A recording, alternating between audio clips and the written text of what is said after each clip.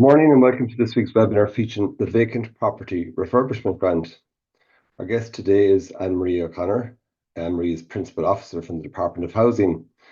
Anne-Marie, you're there with us, yeah? I am, yes. Good morning, everyone. Morning. Good to have you, Anne-Marie. So today we are going to explore the transformative potential of the Vacant Property Refurbishment Grant in rural Ireland. I'm delighted to introduce Anne-Marie, who brings a wealth of knowledge and expertise to our virtual stage. And throughout the webinar, Anne-Marie will guide us through the intricacies of the grant programme, shedding light on how you can access funding of up to €50,000 for property renovation and up to €70,000 for derelict properties. So whether you're a seasoned professional or you're just dipping your toes into the property renovation, this session promises to have valuable insights and actionable strategies for your project's success. I want to remind you that today's webinar will be recorded and it'll be made available for future viewing. So if you miss anything or you want to visit any key points, don't worry. Additionally, we would encourage active participation from our audience as well. So please utilize the Q&A tab at the bottom of your screens to submit your burning questions throughout the session. So Anne-Marie, you're going to address us with a presentation first of all. As I say, everyone can put in their Q&As at the bottom as you're speaking, and after your talk then we'll go to the questions.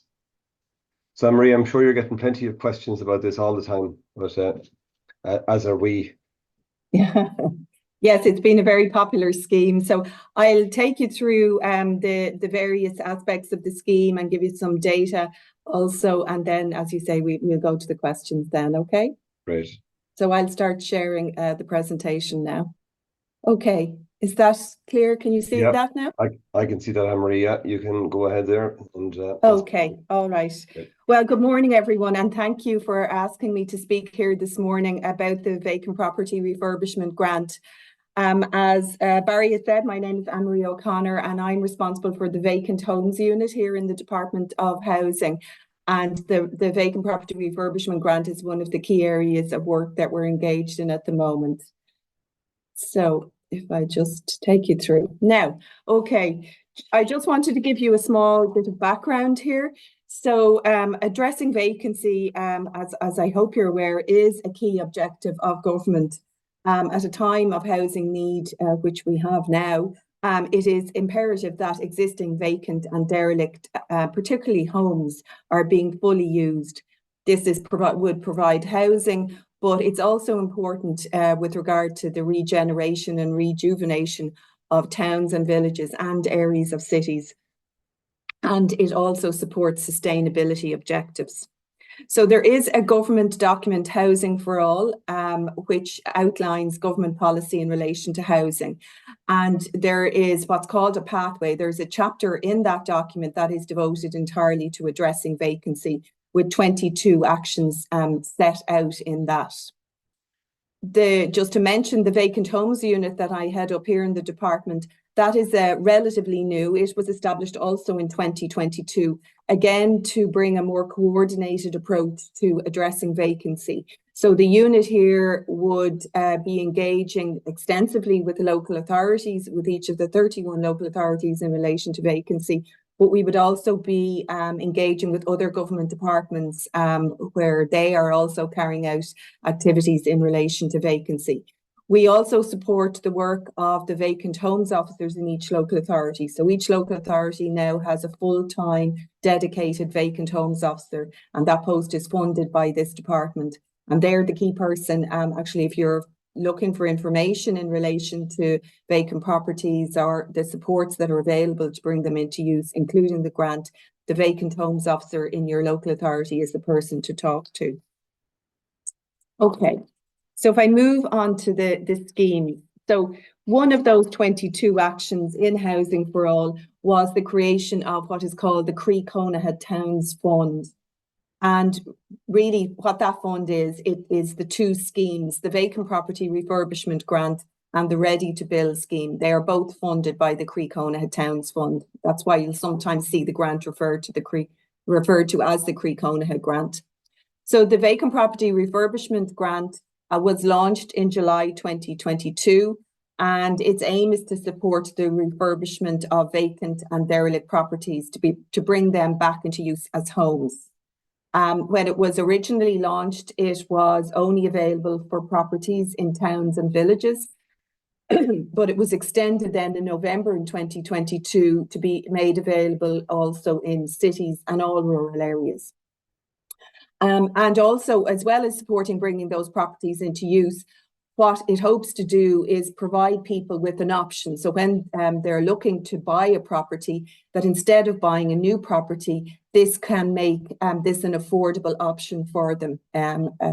It's quite, it's quite a significant amount depending on where the property is being bought. There is another scheme under the Croí Cónaithe Towns Fund, and I'm not speaking to that today, but there is information available, and I'll give you websites at the end. And what it does is local authorities under the scheme will make serviced sites available for sale in towns and villages. So it's not available in all rural areas, but towns and villages. And what they do is they install the services, and the sites are sold at a discount. And the discount is the amount that the services cost to install, up to a maximum of 30,000 on the market value of the site.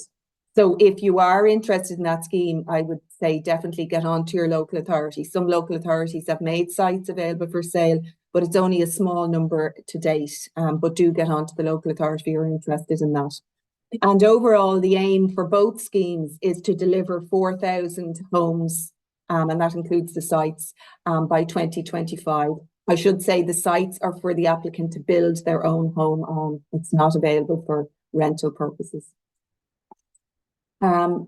So if I move on to the grant itself, sorry, no, okay. So the outline of the grant. So as I said, it was launched in July 2022. It was expanded in November to include properties in cities and other rural areas. And then in May 2023, it was further expanded to include properties for rent. It was originally only for principal private residents. And at that point, the grant amount was increased also. So currently, there is a grant of up to a maximum of €50,000 available for the refurbishment of vacant properties. And they are to be occupied as the applicant's principal private residence, or they can be made available for rent. Where the property is deemed to be derelict, there is a top-up grant of €20,000. So that brings the total available for a property considered derelict to €70,000.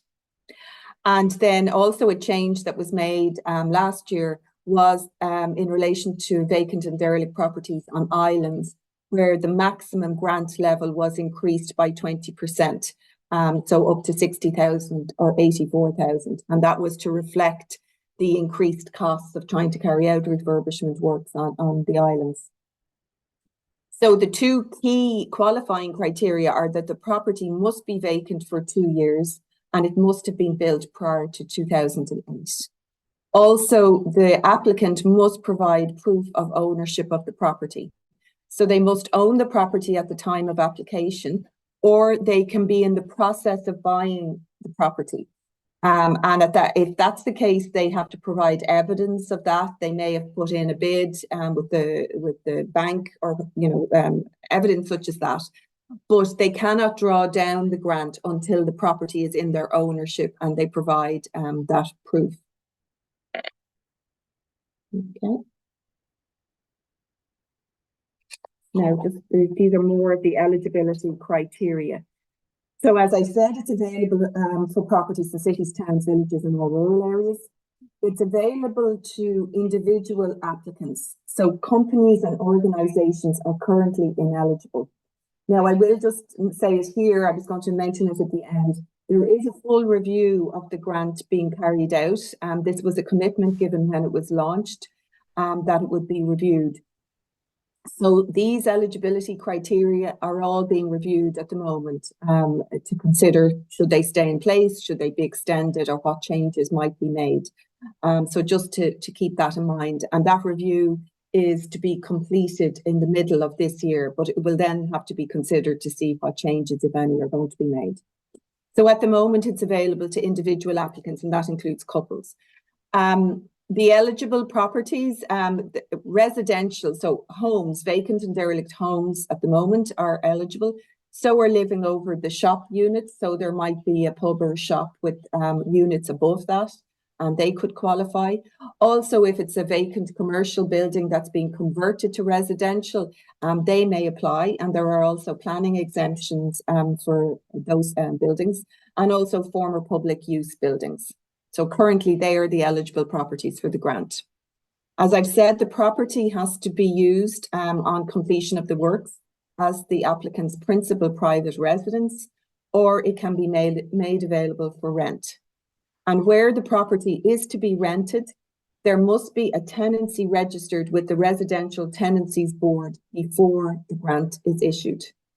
So, and their proof of that would have to be provided to the local authority. There is a maximum of 2 grants payable to one applicant. So an applicant could apply for a grant for a property that they are going to live in, and another one for a property they are going to rent. So this was a change. Originally, only 1 grant was available per applicant. Okay.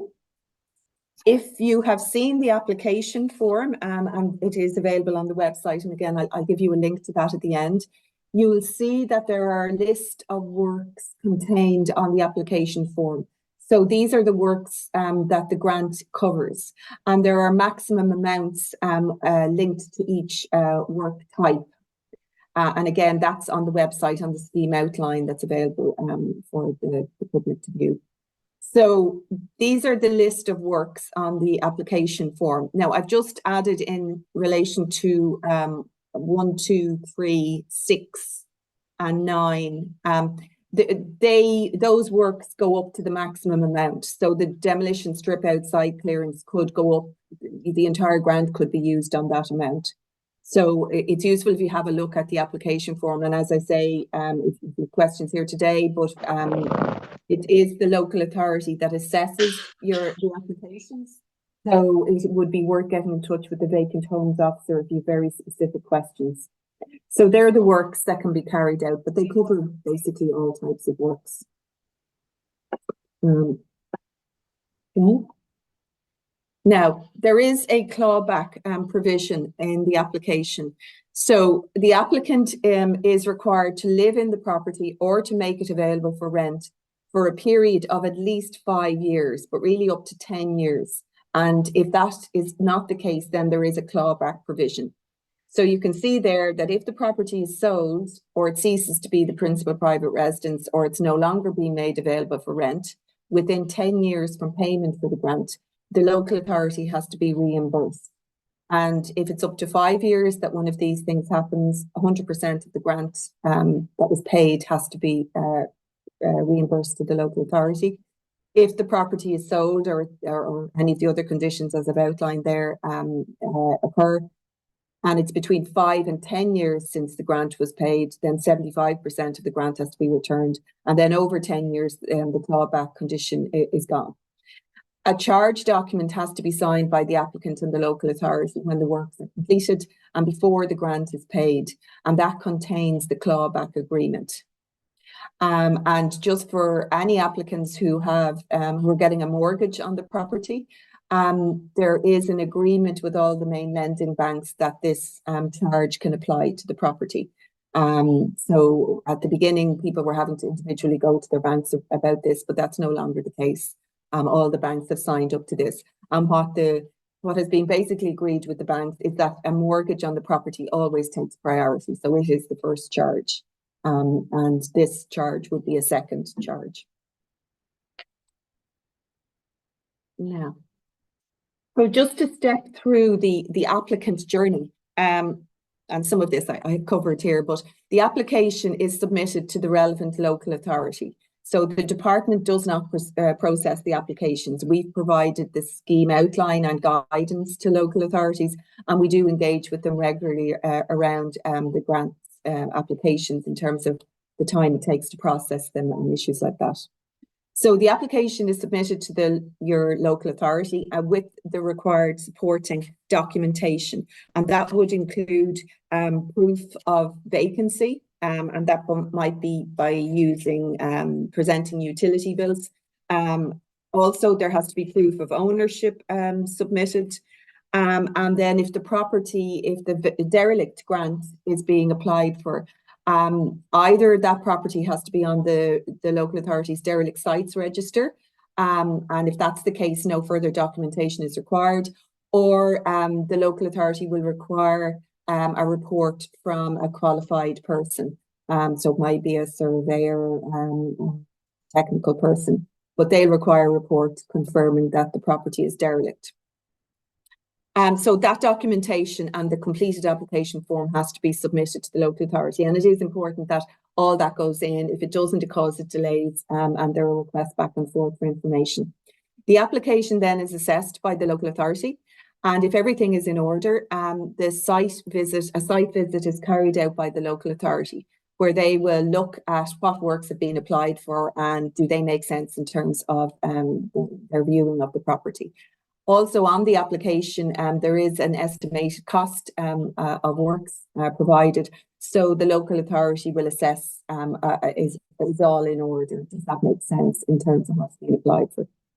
So a decision then is made at that point, and if it's an approval, the local authority will write out to the applicant stating that approval has been given and indicating the amount of grant that has been approved. And at that point, works can commence. Now, it may be the case that other works have already commenced on the property, but that you can still apply for a grant, but it can't be for the works that have already started. So there may be other works. Often a property, there'll be other works beyond the 50,000 or the 70,000 that are happening, and that's okay. But as I say, you can't start the works that the grant is being applied for until you have approval. Now, at the moment, you'll see in the scheme outline and the information on the scheme that there are 13 months to complete the works on approval. Now, we do understand originally that was 18 months, but it was reduced to 13 months with the thinking being we want to encourage people to get the works completed and the property back into use as soon as possible. Now, we do understand that there are difficulties in getting contractors to carry out works, or there may be delays with planning permission or other issues. So the 13 months stands, but if during the works the person is foreseeing difficulty getting completed in that time frame, they can contact the local authority, and the local authority has discretion to extend that. When the works are completed, the applicant has to let the local authority know that, and they would provide invoices for the works that were carried out. And a final site visit will be carried out by the local authority to check that the works that were applied for are finished in line with the application. The charge document is signed then by the applicant and the local authority, and it's registered with the Property Registration Authority. For rental properties, as I've mentioned, there has to be proof of registration of the tenancy with the Residential Tenancies Board provided before drawdown of the grant. And actually, I should have mentioned in terms of the conditions, in the case of a rental property, the clawback, as you've seen, continues for a 10-year period. It is required that tenancies registered with the Residential Tenancies Board, that registration happens every year with the RTB. So proof of that annual registration has to be submitted to the local authority for the 10-year period. At that point, when everything is in order, the works have been completed, the invoices have been provided, the final site visit has been carried out, the grant issues to the applicant.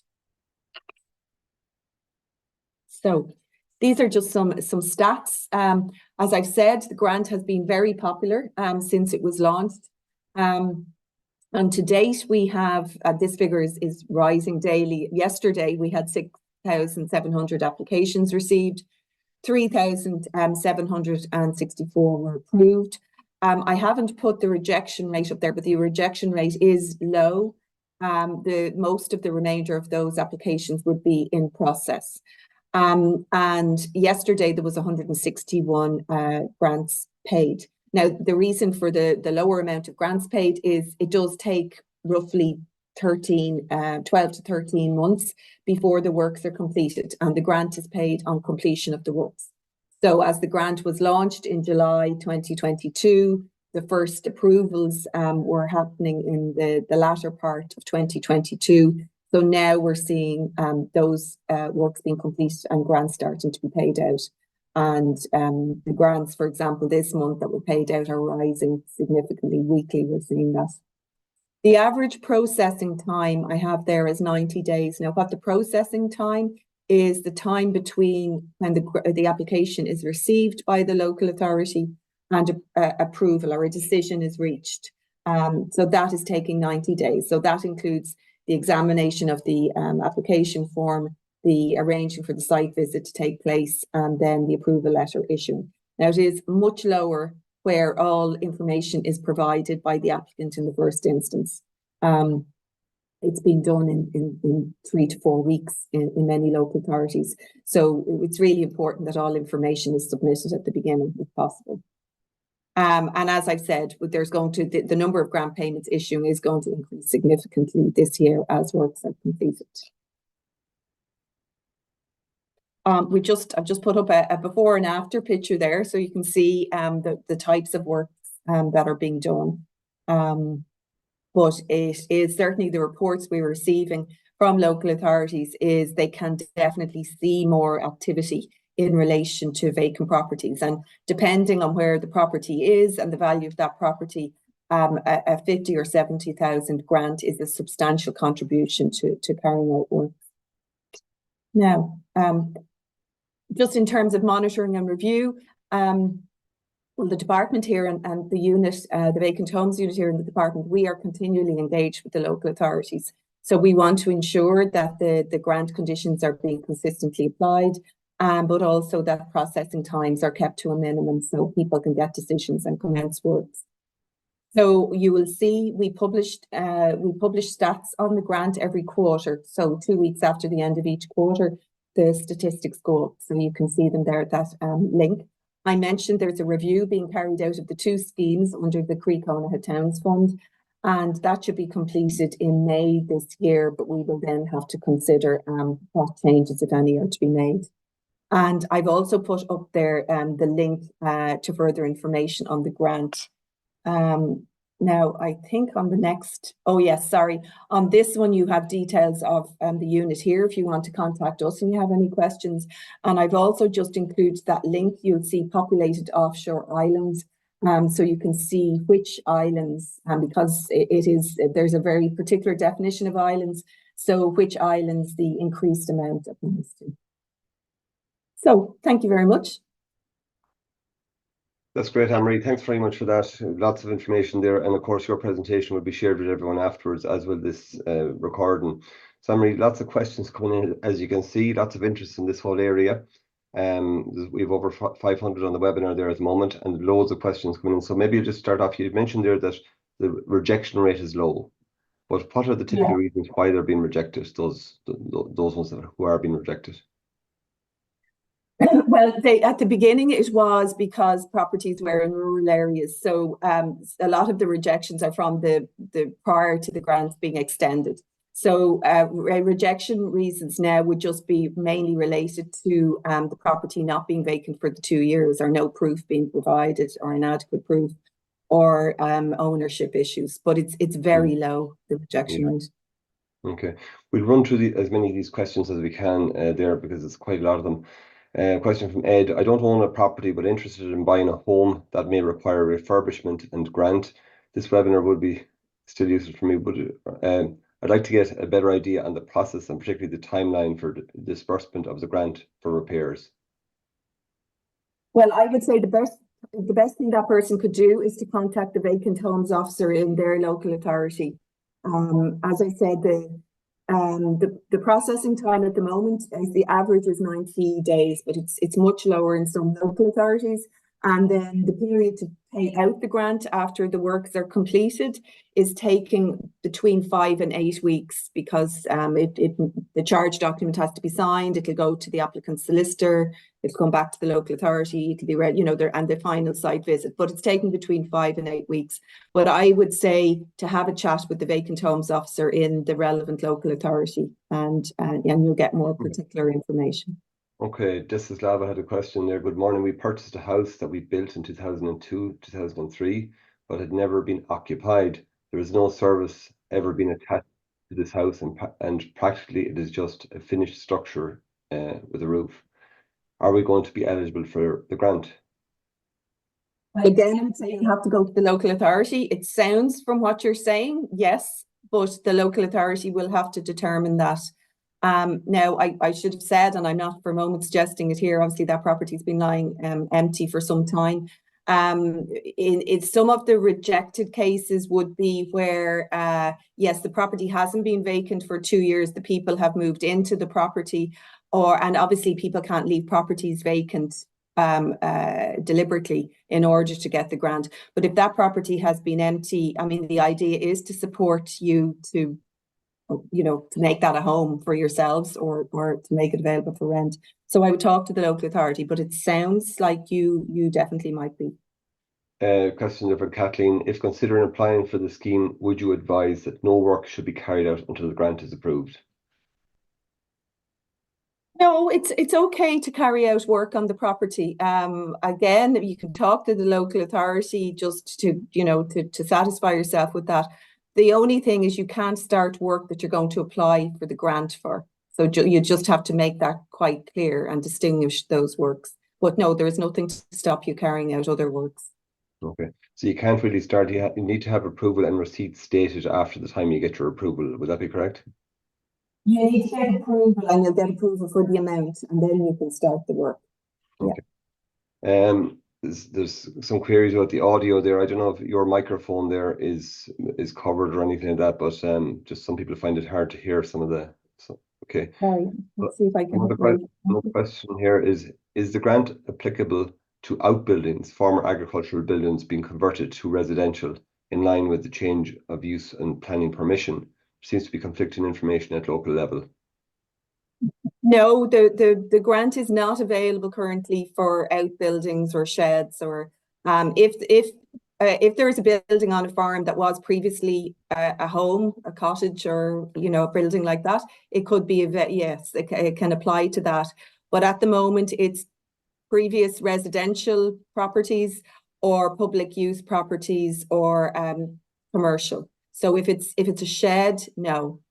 There'll be lots of outbuildings on farms, Anne-Marie. We say that was maybe previously a house that could have been converted into maybe a machinery shed or a tool shed in recent years, but it was a house that might have a chimney on it. Would that type of building be suitable? You'll have to, the people applying for that would have to talk to the local authority. We would, and they will come to us if there are queries like that. If it was previously a house at some point and there is a chimney, I would say yes, but I wouldn't do anything until you talk to your local authority and they'll satisfy themselves that's the case. So yes, if it was at some point a house or a cottage or someone lived in it, yes, possibly. Okay. If the property is refurbished for rental, if it fails for any reason, will the local authority ever place somebody in the property without my agreement? No, this is not, no, this is your private property. This is not for social housing so if you're going to rent the property, that's a matter for yourself. Now you have to reach the rental standards for rental of properties, but no, it's your property. It's not. Okay, so if it falls vacant for any reason, it won't be occupied by somebody else. Okay, just because to get. No, but if it's vacant for a long period, then you could be breaching the conditions of the grant because you have to keep it available for rent. So, and you have to provide that evidence on an annual basis of a tenancy registered there. So you couldn't leave it vacant. Now, obviously a tenant may leave and you'll have to get another tenant. No, so it's not that it would be, a tenant would be forcibly put in there, but it could be that you're breaching your grant conditions. Okay, question from Niall there. Is there a measurement for each local authority and how fast or slow they are turning around vacant homes in their ownership?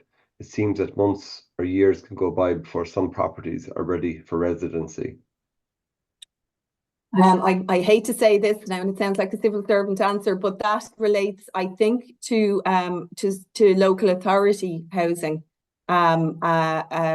And that isn't on my side of the house here. It is something that the department is engaged with local authorities on to try and minimise how long it takes. So if there's properties in the ownership of the local authority and the tenants leave, it does sometimes take some time for the property to be refurbished and relet. And that is something the department is very focused on with local authorities, trying to speed that up. Okay. We applied when we were in the process of purchasing a vacant house, and we were approved in principle. Since then, the purchase has gone through. Do we need to do anything else to get full approval, or does the approval in principle still stand? No, the approval in principle stands. I presume the works are happening. It's just that you cannot draw down, when you go to draw down the grant, you'll have to provide proof of ownership at that point. So approval in principle is while you didn't have that ownership, you were in the process of buying it. So no, it's just at the end when you go to get the money, you need to provide proof of ownership. Question from Deirdre. We have a 114-year-old farmhouse here on our farm near Kanturk. My brother-in-law has been given it and wants to live in it. He's 42 and currently rents in Cork City. We have had an engineer come out to verify that it is derelict. It needs a new roof, windows, doors, gut out, insulation, etc., and may cost around 300,000 to finish. Is that eligible? It sounds like it, but you'll need to talk to the local authority. But yes, it sounds like it would be. Okay. We were approved. Okay. We were approved in principle. Can we move in while finishing off the work? We did not move in prior to getting approval. Yeah, I would just check with your local authority. The rule is that it is vacant at time of application. So I don't think there should be an issue with you moving in, because obviously not everyone can afford to rent somewhere else while they're doing the works. And if it's habitable, if you can live in it, I wouldn't see any issue with that. But I would get onto your local authority. And if you do have an issue with the local authority, maybe come back to me. You have the vacant homes unit email there. But the rule is that it must be vacant at time of application. Okay. Question: we've old stables that are not being used. If I was to go for change of use in the planning, would it be possible to apply for the grant? Not currently, because it's not residential. Now that is an issue that's going to be looked at in the review. Now I don't know what the outcome of the review will be, but that is an issue. I suppose some of those properties, they would never have been counted as vacant. So in the vacancy statistics, for that reason, the grant hasn't been applied to them. So, but it is being looked at. And when will the review be conducted, Anne-Marie? It's happening at the moment, so it'll be completed by May, but there will have to be consideration then of what of what's going to happen with the grant and how it might be extended. Also budgetary considerations. At the moment, the grant is demand led, but that may not continue. Question here. I have an old derelict building on my farm. Does the property need to be lived in afterwards? The answer is yes to that, isn't that right? Yes. Is it absolutely strict on the rule whereby it cannot have been lived in for 2 years? Yes. Yeah, absolutely. Okay. Question from Deirdre. But I think okay, I'll move on there. Hi there. If you were granted the vacant property grant to refurbish a derelict house, can you live in it for 1 year and then rent it out? Sorry, yes, you got it on the basis it was going to be your principal private residence, but then you're going to change it. Yes, talk to your local authority about that. But yes, you'd have to notify them that you're going to, that you're doing that. Now, it may be that you decide, the person here seems to know that that's their plan, but that could also arise that you have to change that at some point in the 10 years. No, that's okay, but you would just need to let the local authority know that. Okay, question from Alan. I live in an old farmhouse and an old farmyard. I have one very large barn that would be suitable for doing up and renting. I assume this is okay for the grant. That's not really what you were saying, though. No, it's not. Not currently, no. Okay, because it was never lived in. It was never a house that wouldn't be on the derelict list. Yeah. Okay, question from Paul. Hi, can the property be used to rent for a number of years, and when it suits that the property then becomes a principal private residence. Yeah, if you can change that, yes, but you would have to let the local authority know that, yeah. Does the term rent include short-term rental? Well, it's whatever will count as rental with the it's not intended for short-term rent. They're meant for tenancies that, as I say, you must register with the Residential Tenancies Board. So whatever the rules are in relation to those apply. It is not for short-term rents. It's not for Airbnbs. That is not the purpose of this. So it wouldn't really be suitable for agri-tourism type projects for people renting out houses for the tourism industry? No, this is for homes. Okay. In relation to having to rent the property out, is this full-time for 10 years? What happens if vacant periods occur in between tenancies? What happens if you find it difficult to find a tenant for a period of time due to the remoteness of the property?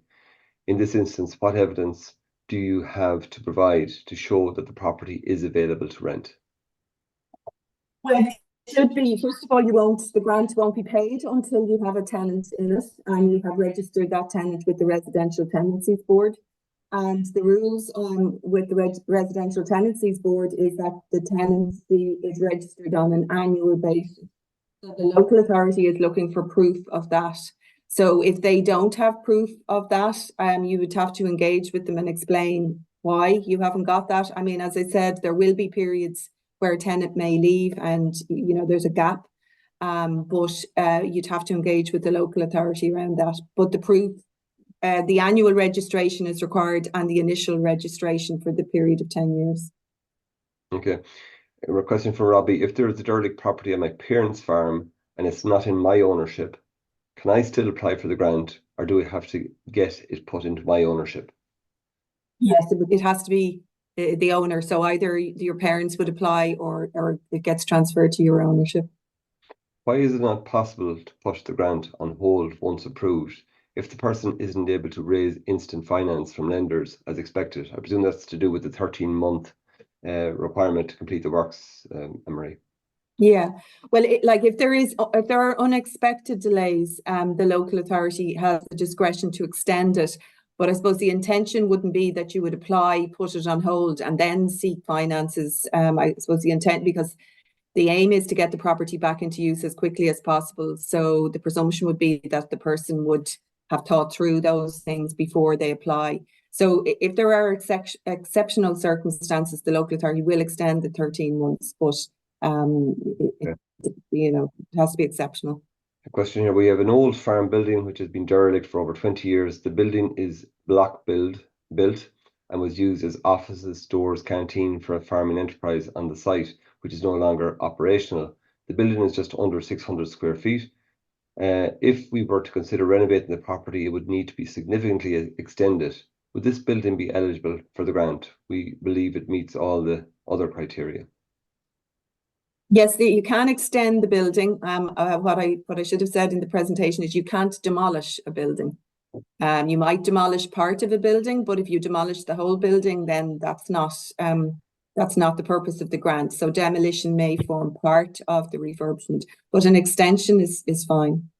Okay. Now, if the property meets the other eligibility conditions, but yeah, the extensions are fine. A question here: if you were to renovate a house and to live in it for 3 to 4 years, can you then switch to sign up to be a tenant and rent it out for 6 to 7 years, or would you have to pay back the grant? I think that's okay from what you were saying, isn't it? Yeah.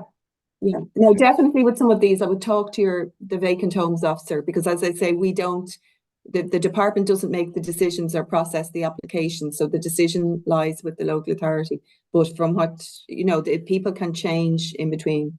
I see here a question in from Annette. You did mention there that it's 2 properties per applicant, isn't that right, Anne-Marie? 2 properties that you can renovate per applicant, isn't that right? I did, but the 2 can't be rental. It can only be 2 where one is your principal private residence and one is for rent. Okay. A question here from Annette. Could a husband and wife apply separately if there was 2 properties available to rent? Well, I would say that's you look at the application form. The application forms are for individuals. So an individual can make the application for the grant. Okay. Is the costings of the application sheet inclusive of VAT? Yes. It's inclusive of VAT, okay. No, are old farm buildings eligible to convert? The answer is no, unless it was lived in before, or it's a former property, or had a chimney or some evidence of that. Hi, Anne-Marie, can partnerships apply for the grant, say a proposed rental property owned by 3 individuals as a partnership? No, one of them would have to apply. It's only individuals. And again, that's something we look at, because we have had queries from like clubs and partnerships. But no, at the moment it's individuals. Yeah, because there are lots of houses that are jointly owned, maybe by siblings or something like that. So, okay. One of them could apply. One of them could apply. Okay. Question from Siobhan. Hi, is internal insulation slab allowed to be claimed for? Also, tiles in a wet area are allowed, but what if you use tiles in a kitchen? Can we use them in our application? So it's tiles and insulation slab. I'm just looking at the list of work. So there's substructure works, rising walls, beds, slabs. That's not what you're talking about, is it? Yeah, well, insulation slabs, yeah. Yeah, okay, so that's included. If you look at the scheme outline on the link I gave you on the works categories, it goes into more detail than I had in the slide there. Yeah. So I would think yes. Okay, I'll Yeah, move on. Yeah. Sorry, go ahead. Sorry. Yeah, so a question from Patrick. Will the grant cover upgrade of wastewater treatment system? For example, upgrade of a septic tank with a soak pit to a wastewater treatment plant and percolation area as per the percolation test and potentially meeting planning requirement? And the septic tanks aren't covered in the list of works. No. Okay. Question from Alan. If no grant is paid until after building, how is the build normally funded? I presume it's bridging loans and... Yeah, that's a matter for the applicant. Yeah. Just to let people know, there is going to be a change to the, I don't know if maybe complicating things, but there is a thing called the local authority home loan, and that's for people who apply to banks and can't get a mortgage, and they may get a local authority home loan. Now there's various restrictions on it, but there are going to be changes to that. That if you qualify for that, they may cover also the cost of refurbishment, and then the grant would be returned to the local authority, but it's only for people who would qualify for the local authority home loan. So it's worth looking at the information on that on the website. It hasn't happened yet. It'll be a few months. Okay. Question from Tomas. What factors make a house derelict rather than vacant? Well, I know you covered that in the presentation, but you just might mention it again. Yeah, it says structurally unsound is the broad term. So if it's on the derelict sites register of the local authority, you don't need to do anything. It's there. If otherwise, you need a report. So local authorities, they'll advise who they will accept reports from, but they tend to be engineers or surveyors, and structurally unsound is what is looked for. Okay. Question from Patricia. Does an applicant have to do the refurbishment of the derelict property first before the grant payment is issued, or is the grant issued first as soon as, well, I think it's afterwards. It's at the end. Yeah, it's at the end. Question from Laura. If you receive the grant, do you get the 50,000 paid by the local authority after the inspection, and then the extra 20,000 are after the works are completed? So yeah, it's after the inspection. I suppose that's a similar question. It's after, yeah. Well, the final inspection is after the works are completed, so you'd get the full amount that you were approved at the end. Yeah. A question here. Would it not be better to try and utilize this as a way of ordinary, decent, hardworking taxpayers to get a foot on the property ladder instead of the current form of making the usual people with huge amounts of money sitting? Okay, we move on. What if the applicant can't afford to fully finish the dwelling? Well, the grant will be paid out when the works that were applied for and approved are completed. Okay, so there may still be other works that have to be completed. But it has to be habitable. You have to be able to live in the property after. Yeah, the grant conditions are that you live in it following completion of works. Now there may be other works that aren't fully completed and that may be a little bit longer to finish those, but the idea is that you move in when the grant is completed. But there can be some give there, because you might not have finished all works. You could potentially apply for a grant for maybe just doing the roof and the internal walls or something like that, and you could draw down that grant and finish it off yourself then in your own time. Would that be? Yeah, I mean, you can also apply for the grant if you're carrying out works yourself. You won't get labour costs, but the material costs you can apply for. Okay. With regard to the 13-month period, is it 13 months for the specific works applied for under the grant, or is it 13 months for the full completion of the works and build? No, it's 13 months for the specific works applied for. Okay. If you complete the work you are claiming back for, can you get the final inspection, or does the house have to be habitable? Well, it does have to be. Does it? I suppose I'm not clear on that myself. It doesn't, strictly speaking, no. It's just that the works you applied for have to be completed. Okay. Do you need to include a quotation from the building contractor at the time of application, or can you provide an estimate yourself? You can provide an estimate, and when the first site visit is carried out, the local authority will see if that, if that makes sense. Yeah. And is there a requirement? Because it mightn't be the same person who actually carries out the work as the person you got the quote from. Is there a requirement for 3 different quotes or anything like that for any of the works? For anything over €5,000? I know sometimes you need 3 different quotes. That's not necessary here. No. Okay. When approval is given, are you told the guaranteed amount you will get at completion? Yes, you're told the amount you're approved for, but just to be careful in terms of guaranteed, like it will all be looked at the end. So if everything's in order and the works you applied for, the works that you carried out, and it's in line with it has to be in line with what was approved. So yes, you'll get it. Then the only issues that arise are just to be careful that if you have works that require planning permission, you have to have the planning permission has to have come through before the grant will be paid out. Okay, Rebecca has a good few questions here for you. She's thanking you for the information. Is there a minimum required BER rating for the house that would be used as a rental property? I actually don't know the answer to that. You'd need to look at the Residential Tenancies Board and the minimum requirements for rental properties. I don't know.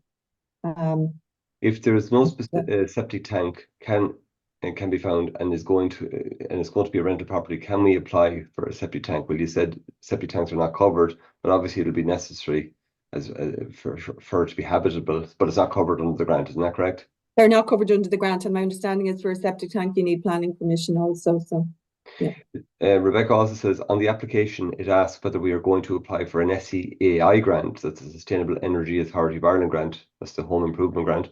Does this have to be does this have to be applied for at the same time as the grant, or can we do it at a later time if required? No, you can do it at a later time if required. You can apply for both those grants, or you can apply for them both at the same time, but you can't have the same works. You can't apply for the grant for the same works that the SEAI grant is covering. Okay, but both can be applied for, but they can't cover the same areas. Okay, and SEAI grants are generally around insulation and making the house warmer. If we spend more than what we need than we were quoted for on the application form on the section, we are still going to get paid. Will it still be paid to us? So that question is kind of, if we spend more than what we were quoted for on the application form, will we still get paid? No, you'll get paid what you were approved for. You could engage with your local authority around that, but I suppose that's part of the first site inspection, where the local authority will look to see the quotes you've provided and the work being carried out, and they may engage with you and say, it looks to me like the work is going to cost more than your quotes. So no, you'll get what was approved. You won't get an increased amount. Is there any part of the grant allocated to the purchase of white goods, furniture, kitchens? There's no, sorry, I'm just looking. There is kitchens, fittings, including kitchen units, sanitary bathroom fittings, kitchen units, the maximum, because there are maximum levels in these different works. Some of them go up right up to the maximum of the grant, but some don't. So for kitchen units, the max is 7,700, and sanitary ware bathroom fittings is 2,800. But other white goods, no. No. Okay. Can you rent to a question from Alan? Can you rent to a family member? If the tenancy is registered with the Residential Tenancies Board, it must be registered with them. Yeah, so you can rent. Okay. Is the grant only issued after all work has been completed? The answer to that is yes. Yeah. Thanks for such fantastic information. Can I please get a copy of the recording? Yes, you can, Carol. That'll be available to everyone afterwards. If you have an existing home but want to downsize, can you get approved for restoring an old house on your farm? Yes. Yeah. We have a vacant cottage next to our PPR on the same site. Would this be eligible? So I presume it would be if it's a vacant cottage. For rent, if you were going to rent it, yeah, or you're going to sell your own and move into it as a PPR. Yeah. Or you could move into it and let your own one be, yes is the answer. Yeah. You mentioned that invoices will need to be provided for works carried out. If I carry out some of the works myself, how would I submit these? So that's quite a good question. So you're doing the work yourself.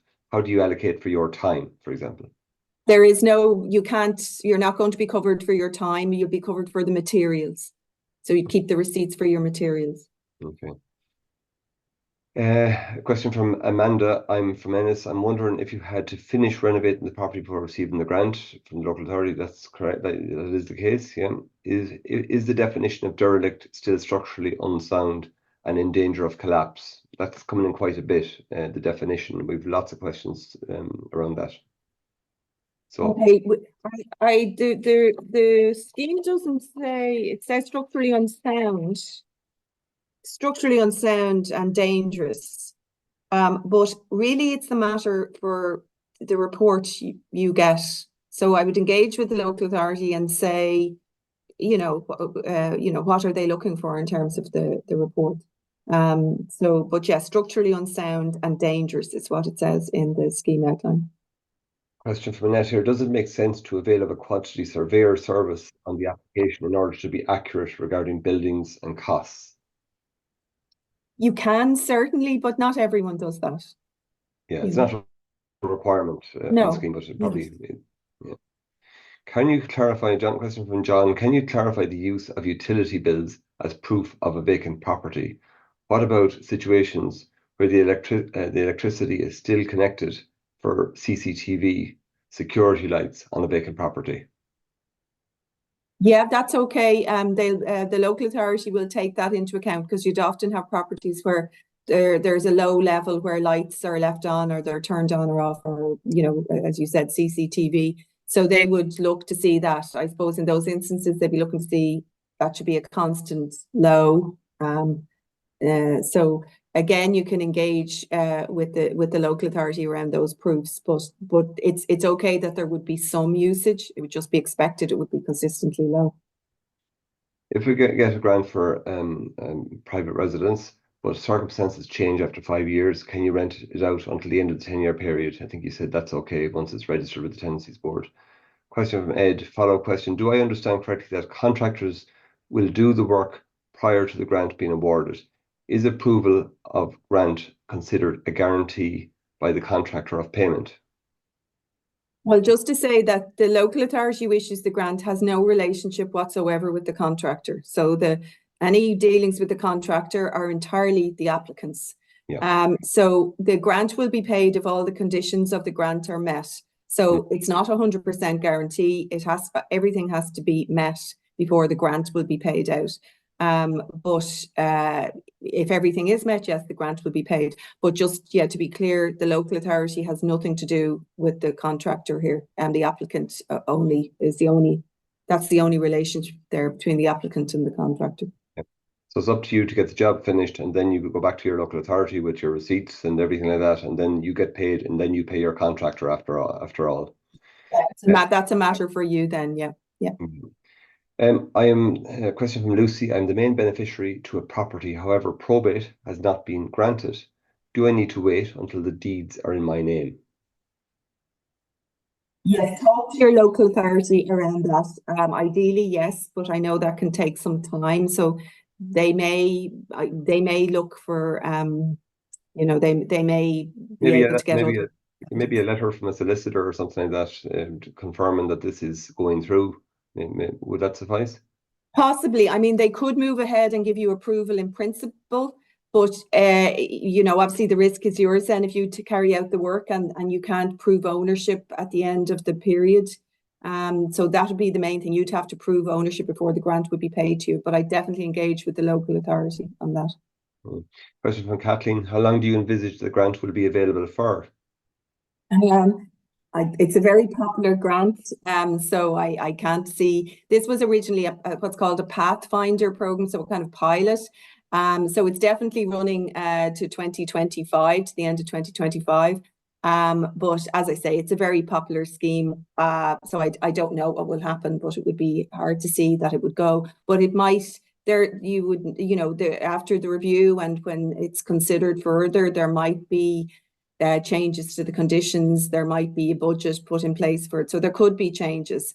But it's at the moment it's here to end 2025, and we'll then see. Question there from Alma: can you apply on a property for your own parents to move into? So I suppose you're not really renting it to them; you're doing up the property for your parents to move into. No, it would be your property. You'd be applying. I suppose technically you'd have to rent it to them. Yeah. Or put it into their ownership, or Okay. yeah. Okay. Can you avail of the SEI grants for retrofitting? Yeah, you mentioned that you can get the SEI grant for the warmer homes and all of that, the better homes. Question from Tim: can you avail of? Yeah, that's a few people are asking the same question. How will having the grant application impact a mortgage application or a loan to allow commencement of works? Well, I presume that's the normal route. You draw down your mortgage, you draw down your loan, and I think we kind of covered that in a bit of detail. And then you complete the works, and then you have to submit all the receipts back to your local authority, claim your grant, and then pay your bank back or pay your builders, whoever it needs to be paid. Yeah. Is it possible to get help to buy grant and to buy and the vacant property? Well, I don't really understand that. If the works will require planning permission, is that a must, having prior to get approval to the grant, or can both be done in parallel? So I presume, do you have to have your planning permission got in advance? I presume you do. No, you don't have to have got it in advance, but you have to indicate in the application form. You have to show that you've applied for planning permission. And then you won't get the grant paid to you until you show that you got planning permission.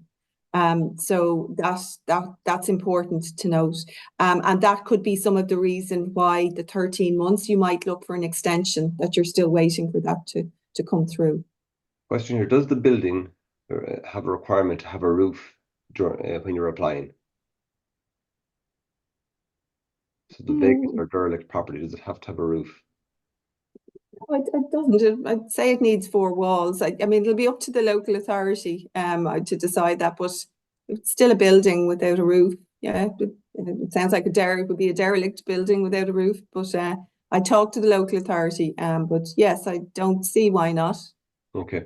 We're running out of time here now, but we have probably another 50 questions that we won't get to here. But if a property is jointly owned by a number of siblings, are they eligible for the grant? Well, they have to apply in one name. Is that correct, Emery? One of them. Yeah.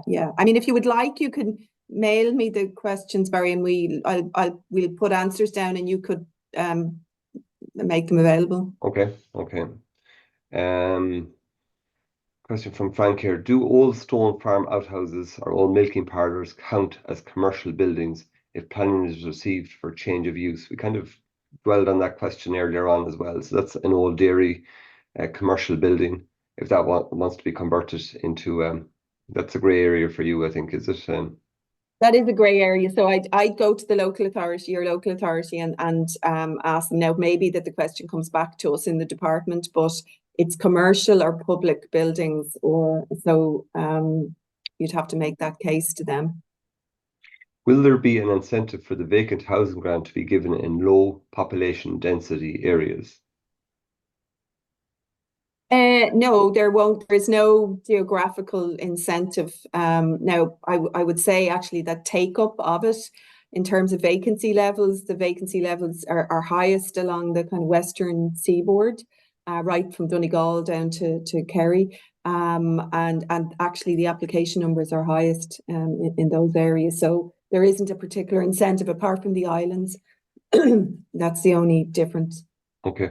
Anne-Marie, we've got over 320 questions here, so I can't get through them all in this space of time. So, but as you say, what we will try and do is people that are registered here, and if we see your name and we can link you to your email, we can answer you by email afterwards. So I think that's all we can get through in this space of time. So look at Anne-Marie, I just want to thank you for your time. It was a lot covered there over the last hour. Obviously, a massive interest in this whole area. And remember that today's webinar has been recorded and will be available for future viewing. So if you've missed any part of the discussion or want to revisit key points, you can come back at your convenience to do so. So as we conclude today, we encourage you to continue exploring opportunities to revitalise vacant properties or derelict properties in rural Ireland and make a positive impact on our communities.